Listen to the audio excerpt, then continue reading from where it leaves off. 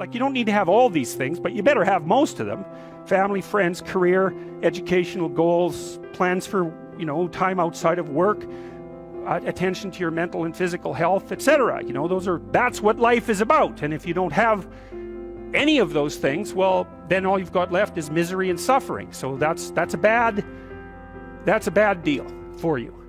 Okay, number one, specify your damn goals, because how are you going to hit something if you don't know what it is? That isn't going to happen. And often people won't specify their goals too, because they don't like to specify conditions for failure. So if you keep yourself all vague and foggy, which is real easy, because that's just a matter of not doing as well, then you don't know when you fail.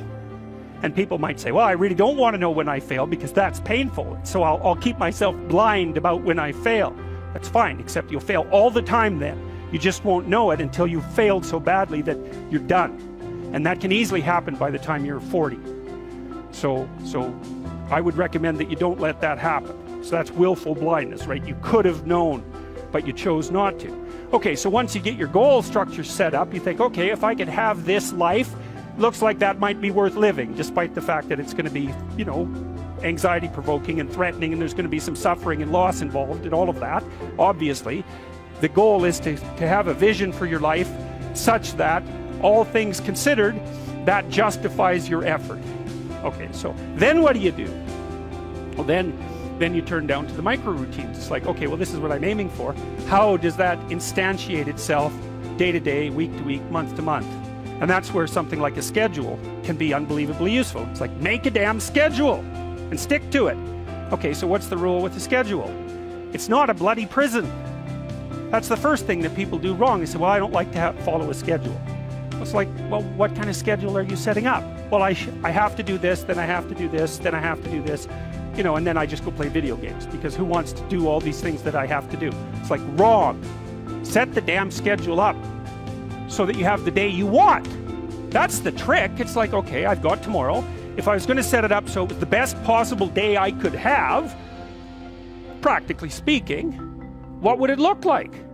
Well, then you schedule that. And obviously there's a bit of responsibility that's going to go along with that, because if you have any sense, one of the things that you're going to insist upon is that at the end of the day, you're not in worse shape than you were than at the beginning of the day, right? Because that's a stupid day.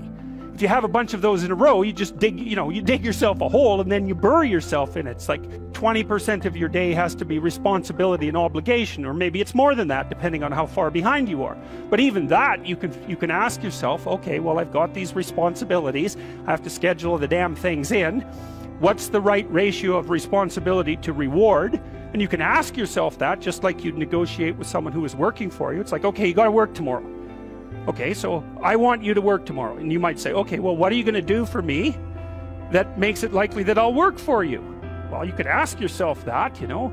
So maybe you do an hour of responsibility and then you play a video game for 15 minutes. I don't know, whatever turns your crank, man. But, you know, you have to negotiate with yourself and not tyrannize yourself.